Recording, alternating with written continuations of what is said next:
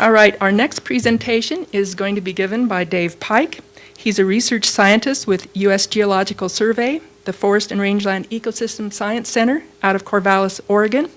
Dave was actually one of the key members in our original working groups who developed the science framework, and his topic today is the need for a multi-scale, science-based approach to manage threats to sagebrush ecosystems and sagebrush-dependent species. Thanks, Gene.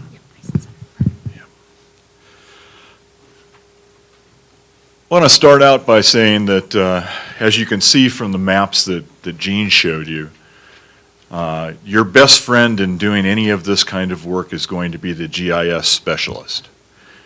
Because what we're going to be talking about is layering all sorts of information to be able to make the best decisions on the landscape.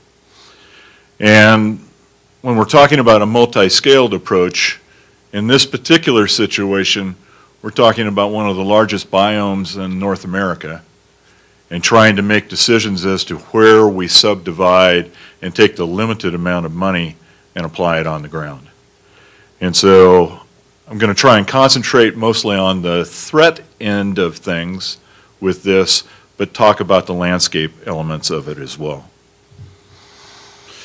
Now, as we already know, there are a number of species in here that within this area that are dependent upon sagebrush. Some of these are dependent upon it year-round. Some of them are only dependent upon it for certain seasons. But regardless, if we lose the sagebrush entirely within a location, some of these animals are going to have difficult times being able to survive within these locations. And so the other thing to take into consideration is many of these will have differing amounts of home range area that they need. Karen brought up pygmy rabbit. You think of pygmy rabbits and their home ranges may only be, an area that's 20 meters by 20 meters. They just don't go very far. Whereas with sage grouse, we can think of them as going upwards to 100 miles across an area from summer habitat to winter habitat. So the requirements, depending upon the species, may differ, but the necessary element here is really trying to get the sagebrush back into these areas. And so we've got animals that are going to have small home ranges, we have animals that will have large home ranges, we have animals that will be using sagebrush throughout their lifespan, and others that only need it seasonally. On the other side of the spectrum is the habitat itself. If we look at this huge biome that you've been looking at these maps, it's not just the common big sagebrush that we think about, but there are 27 other species of sagebrush that occur throughout that system, and many of these animals can utilize them. Some are quite specific to certain species or subspecies, whereas others may be able to utilize those other species of sagebrush at different times of the year as well. So we've got examples here of mountain big sagebrush, our more higher elevation sagebrush species. But then if you go over into North Dakota or into Montana, we're dealing with silver sagebrush as becoming an element within the community. Or if we go down into the southern areas of the Great Basin, we get into black sage. And those are just 3 examples of many that can be in there. And when we're talking about sage grouse, they may or may not use those in those particular areas where they exist. Now the threats, and Gene has talked about them to a degree, really the threats we think about get split into 2 different categories. We think about the threats as being persistent or non-persistent threats. The persistent threats are the ones that tend to be most difficult to be able to manage. These are ones that are going to change on their own. Oftentimes our management may or may not influence whether they increase or decrease. And they can be related to long-term weather impacts and climate differences that occur. But we think about them as being the ones that have already been mentioned: invasive species, conifer encroachment into areas, Both of those two are impacting fire regimes. And fire regimes are another threat, so they're threats upon threats in some of these cases. And then climate change as well. And those will impact where we see the invasive species and the conifer encroachment, and they will impact our management capability in many of the areas as well. The non-persistent threats tend to be the ones that we have the ability to regulate them because they're generally the ones that are related to our human impacts on these areas. And so as non-persistent threats, once they occur, once we implement them on the landscape, then we may have a difficult time moving away from them. These are going to be threats that are things like energy development on a particular area. Once you go in and start putting roads and power lines and well pads, it's difficult to step back away from those kinds of impacts on that area. And so the decision-making process has to occur before the implementation. Urban boundaries are the same kinds of things. As we start to move out from cities and get into more small ranchettes on the edges of urban areas, those are impacting the sagebrush areas. Cropland. We need it, and on the better quality habitat or better quality soils, we oftentimes are going to be using that as cropland. But once we put it into cropland, we've got a huge task if we wanted to move it back into becoming sagebrush habitat again. And so it's a land use change that we have deemed that was necessary on that particular area. So where we put it may impact the species on those locations. And what you'll see as we start to go through this is that some of these impacts are more prevalent in certain areas than others. And so they will also contribute to some of the persistent ones. So as you put roads into an area, you have a greater likelihood of invasive species moving into an area where they may not have been before. And so as the invasive species move in, then in that case you may change the fire regime in that particular area. So persistent threats and non-persistent threats may have interrelationships, and how we deal with them may change over time and space. Sorry, I've been dealing with a cold.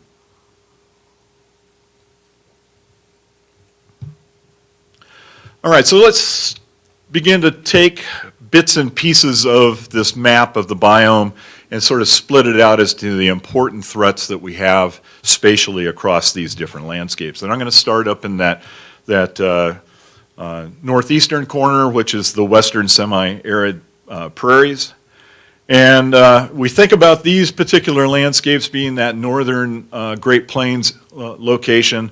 They would have historically had herbivory that was a major component of that area, but bison being the major large herbivore that would have gone through those areas probably would have gone through, moved through and hit those vegetation types in one particular year, but might have skipped it a particular area in the next 5 or 6 years, not coming back to an area on a regular basis.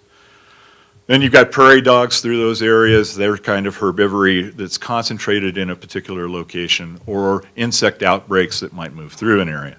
So herbivory is an aspect here, and many of the plants are pretty capable of being able to deal with the herbivore impacts in those areas. Fire was a major element that the Native Americans used in that area. And prior to 1492, it's thought that many of the Native American populations up in that area were quite high and would have used fire as a tool as well as a defense mechanism in some of those areas. So fire was probably not an uncommon occurrence in some of those locations. And then climate. Climate's going to affect the vegetation in that area. And so when you would have periods of summer moisture being a prime component within that ecoregion, then you would probably move towards more warm season grasses and warm season plants in those areas. When you had more dominance of cool snow in the area, it might shift things more to the cool season plants. So you could have this dynamics occurring in terms of the plants. And the sagebrush is a cool season plant, and so it's going to be impacted by that. So persistent and non-persistent threats on these areas. We have fires as being a persistent threat, would have regulated some of the woody plant component in these areas. Currently, right now, forage grasses are being seeded in many of those locations, and a lot of cropland work in that area. And so it's a combination of invasive as well as a non-persistent impact on those areas. And then moving sagebrush lands into croplands on marginal lands has been a real sticking issue right now. Oil and gas development is a common one in this area as well. Moving down into the cold deserts and into the mountainous areas, and then down in the Colorado Plateau, we differ in what we have. Herbivory was not as common as it was up in the Great Plains. We have fire used to control the woody plant encroachment into that area. We suppress fire in some areas, but then the invasive species of the annual grasses has changed fire, and we're getting fire more frequently in the lower elevations. And then climate warming seems to be shifting in the vegetation communities here as well. Domestic livestock and land uses associated with livestock grazing and inappropriate grazing on those areas is one of the non-persistent ones. And then cropland conversion as you get up into Washington has been a real common issue. Habitat needs for sage-grouse specifically. Sagebrush is clearly important throughout the lifespan. Forbs and insects are important to be able to maintain in the brood-rearing habitat. And then many of these locations are spatially different, so landscape component is an important factor. So when we start to look at what these areas look at across the landscape and start to begin to split out how would these breeding bird populations change as you change elements associated with that landscape.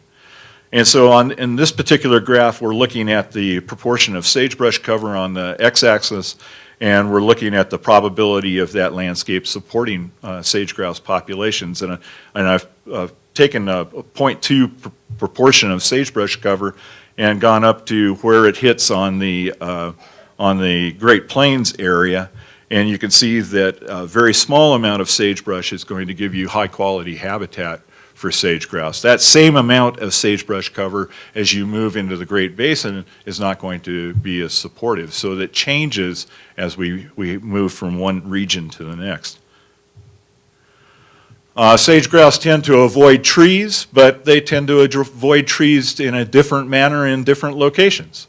And so what we find is that there's more tolerance of sage-grouse to the tree populations in the southern part of the Great Basin than there is in the Wyoming Basin, than there is in the other portions of the habitat. And tree avoidance goes along with things like the amount of power lines or the amount of structures as well. And so you can think of those in the same sort of fashion. And these are all things that we can take on GIS maps and begin to overlay to begin to make decisions based on where we would go to. Sage-grouse leks and their avoidance of crops, the same sort of thing here, is that as you get more crop land across the landscape, you're going to have a less likelihood of having leks in those areas. And as we found out is that many of the extirpated leks are actually oftentimes located in areas that have had cropland development along with them. So Gene already mentioned some of Kevin Doherty's work here, and what I'm going to do is just sort of highlight some of the variables that come out in the model, because I think this tells you some of the key elements of the changes over landscapes. So this is a model that has first, second, The first variable is the strongest driver in the system explaining breeding birds. The second variable and so on are the next variables that are of importance. And what I've done here is to put them in bold for the different areas. So all sagebrush cover isn't necessarily the first variable in many of these locations, but it does contribute to all of the models that were developed. Canopy coverage just in general is important in the Great Plains and the Snake River Plains, and it doesn't even occur as one of the elements in some of the other locations. And then some of the climate variables are going to be important in some of these models, but they don't tend to be the dependent element, but the degree days greater than 5 degrees and things like drought index ended up being important variables. Want to talk about connectivity amongst leks. There's been some recent work that has been done that's really important, I think, in terms of identifying key locations for the genetic exchange between populations. And this has been something that we haven't thought about all that much. But if you're in an area that you have a population that's a key population for genetic exchange, we've now been able to actually map out those populations. And what you see here is areas with important hubs, or these areas that end up with dark, bold lines that are coming together in a single location. And then the other thing that you can begin to pull together with this are locations that are beginning to become isolated or have become isolated. So the bi-state population, although there's a lot of connections within the bi-state, there's very little that starts to go out. And so that's a huge concern in terms of the genetic exchange amongst populations. Same thing with the Washington packs, they're quite isolated. So lastly, as we start to come down and start to make decisions based on the landscape information and using the resistance and resilience that Gene was talking about, we can develop models that can help the decision makers begin to decide what areas would be the best, and then use things like the field guides that Gene mentioned to make decisions. And this has been done, and many of you may have heard of this, with what was called the FIAT process, the Fire and Invasives Assessment Team. And that was one of the processes that the federal agencies went through for making decisions as to where they were going to make their management. And then you can overlay the threats on those particular areas as well. You've already seen this map, so this gets into the filters of the resistance and resilience, and then we can begin to overlay some of those other threats on top of it. Fire would be one of the threats. The probability of cheatgrass, as Gene pointed out, is another threat that you could overlay, and you can begin to look where you would have problems in implementing things. And then ultimately, this is the step-down process that's used to finally get from the landscape level to actually getting down to potential sites and making management decisions as to what you're going to do and where you're going to do it.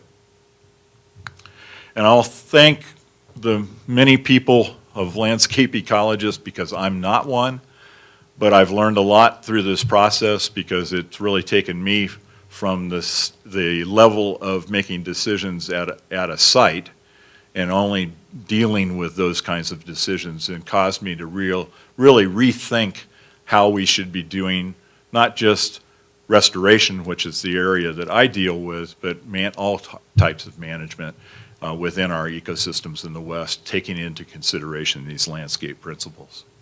Thank you. Time for one question, I'm told. Gene. This may be a question for Pete as well, but it is, how far are we along with developing databases for some of those other species like the passerines? That's a good question, and it probably is better for Pete. The question was, how far along are we in collecting database information for the other species that are out there? Passerines was one thing that Gene mentioned. We have some information on some of the passerines, And so there has been a fair amount of research that has been done on that because it's an easy one to begin to work on at the same time that you're dealing with sage grouse. And so some of Steve Kinnick's work and others have some of that kind of information.